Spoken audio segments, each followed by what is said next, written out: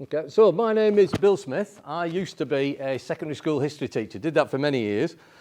And then about 4 or 5 years ago, I decided I'm not going to teach all the different parts of history anymore. What I'm going to do is I'm going to focus on one thing. And the area that I chose to focus on is the First World War. So what I do now is I travel all over the country. I work with groups of young people like you from primary schools, secondary schools, colleges and adult groups. And my job is to get you interested, engaged and curious to know more about the First World War. Okay? Now there are two reasons for that. One, this collection of objects and artifacts means I can do things with you in a completely different way. I can get you hands-on to hold and to experience the things that people would have worn, would have used more than 100 years ago. 80% of this probably is original. It's more than 100 years old. Okay? The replacements, the replicas are there if I can't get the original things. So access to those objects is really, really key to what we're going to do today. The other reason, and the more important reason, is that I know that whatever school I go to, every single person that I see, students, members of staff, teachers, dinner ladies, whoever, doesn't matter, every single one of them had a story in their family about the First World War. I guarantee it. Every single one of you. Doesn't matter where you come from. Doesn't matter whether you've always lived around here, whether you've lived in a different part of the country, or if 100 and some years ago, your family were living in a completely different part of the world. You still had a connection. Your family was affected by the First World War. Now, my job is to get you curious about your family story. I want you to go away and to find and to ask people about your connection to the First World War. And these objects might give you a way of doing that. You might find somebody at home who's got something like one of the ones that's on that table or something that you've seen over there. Many of you won't be able to do that, and even if you can, you can't do it just yet. So what we're going to do today, I am going to lend you a story. I'm going to lend you a story that comes from your community. Somebody who lived close to where we are now, who knew the streets that we knew, and used them as our guide to the First World War. Now in our case, that's going to be a man who lived not very far from here. He lived on Heath Street in town, 61 Heath Street, still there. Go past sometime, have a look at the house. There's nothing out of the ordinary about it. It's just an ordinary terraced house. Because he, like us, is ordinary. There's nothing wrong with being ordinary. The world is made up of ordinary people who do extraordinary things. And in this case, the story of Edward Kane will be the one that takes us to allow us to understand what the First World War is all about. This is a true story, a real story. Everything I tell you about him actually happened. He is a member of somebody's family. Okay, so it's important that you understand that and that you think, actually, my relatives had similar experiences, many of them, to the experience that Edward Kane had. He's an ordinary bloke. He lives on Heath Street. He works in town. He decides in October 1914, soon after the First World War begins, that he will volunteer to join the army. You do not have to be in the army in 1914 in Britain. Everybody who's in the army is a volunteer. I don't know why he volunteered. You probably have done work about why people might volunteer. Turn that over in your head. Was he bored at work? Was he sick and tired of just doing the same things every day? Well, had lots of his mates volunteered? Was he thinking this might be a great adventure? I don't know. Because he's ordinary, he doesn't write things down. He doesn't write letters, or if he does, they don't survive. So I'm not going to guess why he did it. I just know that he did it. I also know that he has to then be trained and made physically ready to do what he needs to do. And he is about the same size as my volunteer. British soldiers in the First World War are not 6'1" like I am. They are not going to grow to the height that most of you will grow to. The average British soldier in the First World War is about 5 feet 6 inches tall, which is about that height. That tunic that he's wearing is an original British Army tunic from the First World War. That would have been worn by somebody in 1914 to 1918. It was manufactured in 1911. It fits him. Ideally, you'd probably turn the cuffs up about that much. So that is the size that British soldiers are. Do not be thinking they're great big blokes. You have to understand that because you have to understand the physical demands that are put on them.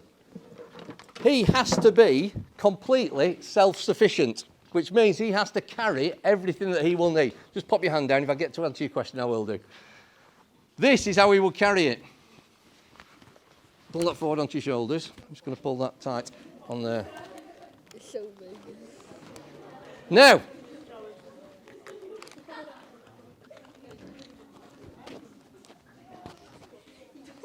that looks like the weight that he would have to carry. In actual fact, it's half the real weight. The real weight carried by a British soldier in the First World War is 30 kilos. Your bags over there, probably, the heaviest of those will probably weigh about 4 or 5 kilos. So it's as though 5 or 6 of your mates have said to you, right, you're carrying all my stuff today as well as your own. You obviously can't carry it just randomly like that. So the army has it really well organised. Just turn around for us so they can see you from behind. He has a large pack there which carries his spare uniform and his spare bits and pieces. So he needs a spare jacket. He would need an overcoat depending on what the weather conditions are. He needs a waterproof sheet because he's going to be out in all weathers. Doesn't matter when it starts raining or it gets really cold. They don't say, oh, fine, go inside. No, you're out in all weathers. Doesn't matter what the weather is.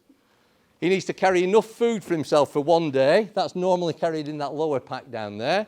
He has to have enough water for one day. Just turn slightly that way. That's his water ration for one day in that canteen. About a third of what we would want you to drink. But water is heavy, it's difficult to get, and it's scarce. He cannot just stop and have a drink whenever he wants to have a drink. He's told when he's going to be drinking, and if he drinks at any other time, he's in trouble. He also needs to carry with him the means to dig himself a bit of a defence. If he gets to a position where he's under attack, he wants to be able to dig a bit of a scrape in the ground so that he can get himself below the level of that edge to try and give himself a bit of protection. So he has that, and he has the wooden handle that goes with it. Puts the two things together. He's got a kind of primitive or simple spade or shovel. In reality, he will also carry with him one of these. I don't give him this because it's too much. It will be tucked in behind his pack down there. So that adds to the weight even further. The weight he's carrying is enormous. Key thing, of course, he has to carry the ammunition for his rifle. So each of these little pouches here, in my case, carry AA batteries. These are the same. In that, 100 AA batteries. Quite heavy. A AA battery is about the same size and weight as a rifle cartridge. Those are real rifle cartridges. 10 of those in each of those pouches. Because he requires that for the weapon which he's going to be issued with and the weapon that he's going to use. And again, I'll refer you back to that idea. If it looks dangerous, it isn't.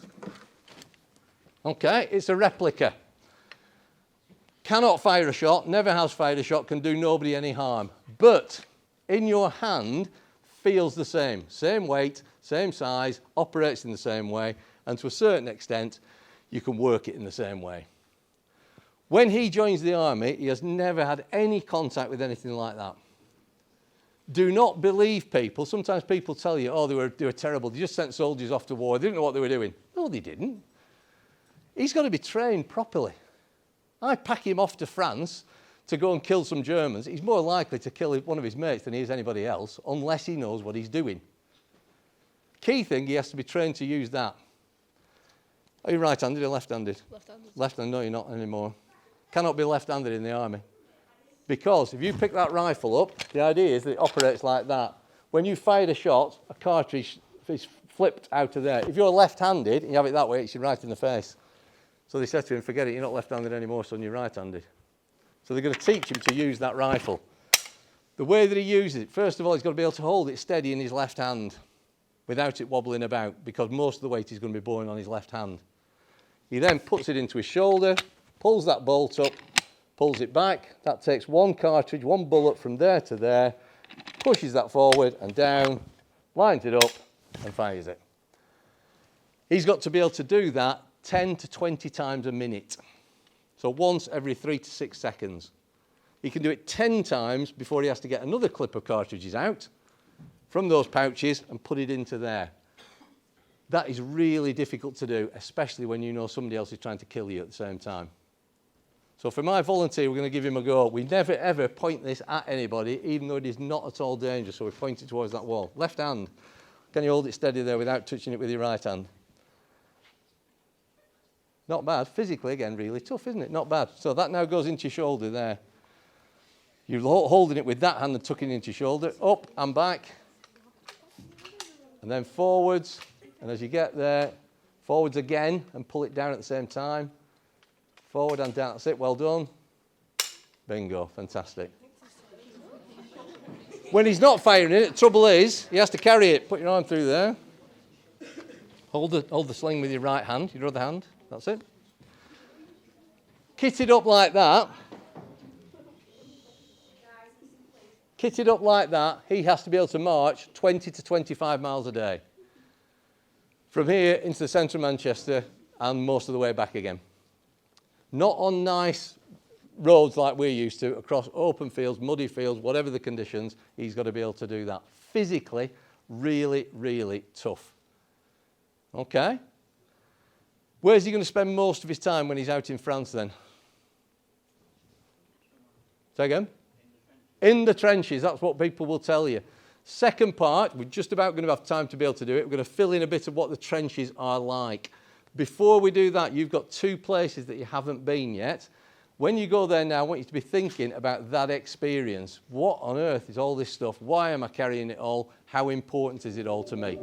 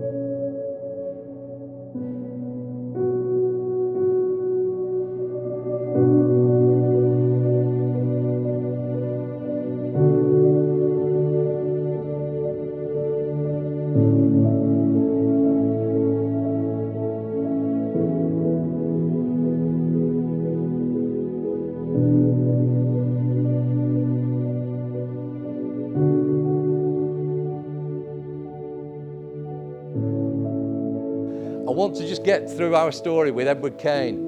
I'm going to take you now to Edward Kane on the 1st of July 1916. Who can tell me what's important about the 1st of July 1916? Yep. The Battle of the Somme, the most famous day in the First World War. On the 1st of July 1916, Edward Kane, who lived on Heath Street, is in the trenches near a place called Beaumont Hamel. Miss will have been to Beaumont Hamel.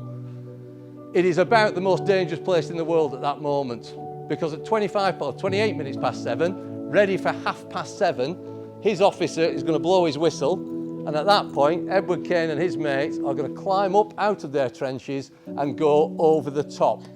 That means he climbs out of his trench, he starts walking across no man's land, about 250 metres, well, a bit less than that, 200 metres in his case, twice the length of that football field there, the AstroTurf there. The second he steps out of his trench, the Germans are trying to kill him. You will know that the British plan has not worked very well. There are German soldiers with rifles, machine guns, hand grenades, shells exploding all over the place. And he and his mates are told, you're going across. The last thing he is told to do before he does that is to fix his bayonet. Now, I said to you, if it looks dangerous, it isn't. This is the one exception to that, which is why nobody handles it except me. This is an original British Army bayonet from the First World War. It has one purpose and one purpose only, and that is to kill people. And it will kill somebody just as easily now as it would have done 100 and some years ago. He, as an ordinary bloke, like us, has been told that when you get to the German trenches, you will take another man's life with that. I have worked in some really tough inner city schools, really tough schools. In my life, I reckon I've met half a dozen people who I thought, actually, you'd be quite happy to do that. I meet lots of lads who are a bit cocky and a bit full of themselves, and then when they think about it, they think, I couldn't do that. We couldn't do that. And yet he, the ordinary lad who lives on Heath Street, is now going to be asked to do that. So as he leaves his trench, put your left hand under there, put your right hand over the top of that, over the top there. That's how he sets off. His mum and dad, living on Heath Street, have no idea what's happening to him. He's probably written to them in the days before. Probably writes them every week or so to keep up to date with what he's doing. And then after the 1st of July, they don't get any more letters. They never get any other letter from him. Edward Kane never comes back to Heath Street because Edward Kane disappears somewhere in no man's land. On his way from the British trenches to the German trenches, I don't know what happens to him. Nobody really knows what happens to him. All they know is at the end of the day, when they do their roll call, the equivalent of your register, they call everybody's names, and out of 600 blokes, 166 of them aren't there. About a third of them, nearly a third of them, have just disappeared. They've been killed. Some cases you could say, yeah, I definitely saw him killed. In most cases, like Edward Kane, we don't know what's happened to him, he's just missing.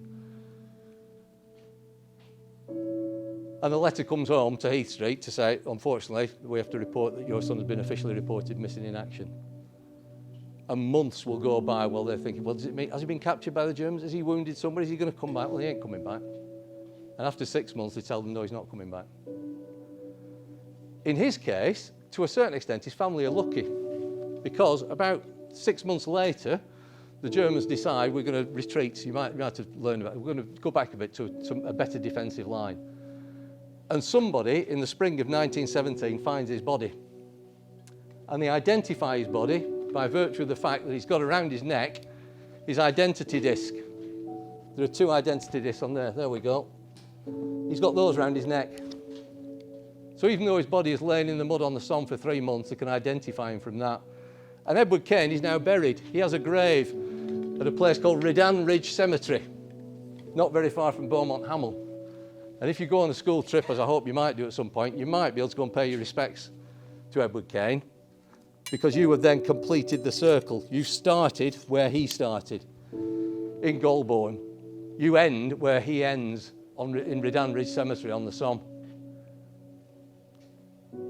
The only other thing you could do then would be to say, well, what survives that would have helped him tell that story? And you're looking at objects like this. At the end of the war, his family would have received one of these. It's called a dead man's penny. Every family of somebody who was killed in the First World War received one of these, and it would have had his name on, Edward Kane. His family would have received 3 medals, one like that, one like that, and one like that, and they all had his name on. I don't know where those are. I hope a member of the family still got them. I suspect they probably haven't. Over 100 years, they get moved on. People in your families have got things like that. And if you go to the trouble of just asking and find out, so what do we know about this? You'll start to be able to unravel and unpick your story so that you could tell a story like Edward Kane's. Hopefully, in most cases, it doesn't end like that. You've got to remember that although 1 million British soldiers were killed in the First World War, 10 million British soldiers survived. Your story is much more likely to survive with somebody surviving and coming home than somebody who's killed.